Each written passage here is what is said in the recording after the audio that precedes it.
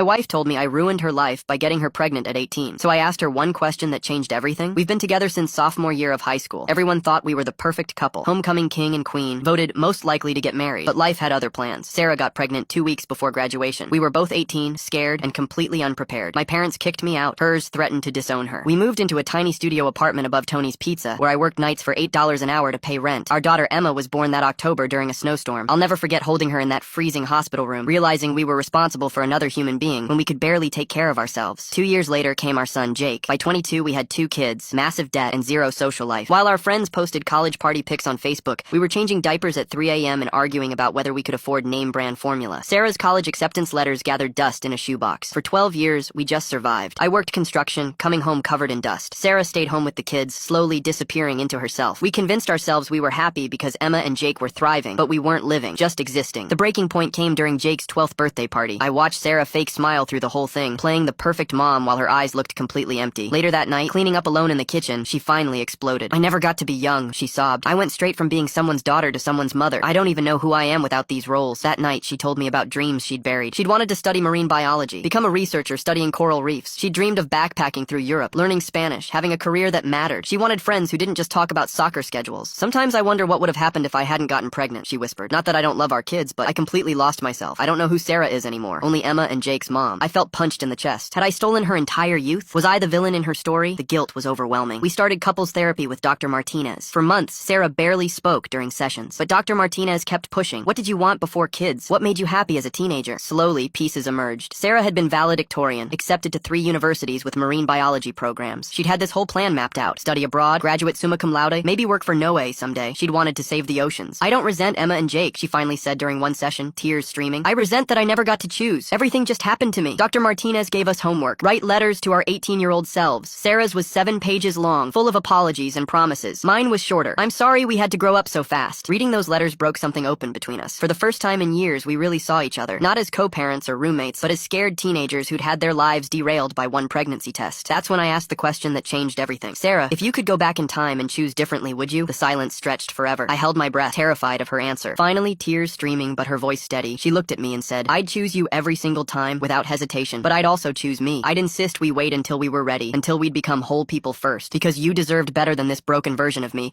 and I deserved to know who I was before becoming who everyone needed me to be. We're rebuilding now." Sarah enrolled in online biology classes. We hired Mrs. Chen to babysit twice a week so Sarah can have girls' nights. I'm learning to see her not just as my wife and the kids' mom, but as Sarah, this brilliant woman who got derailed but never really died. And I've begun taking cooking classes, doing what I love once again. It's messy and complicated, but for the first time in 14 years, we're both choosing this life instead of just surviving it.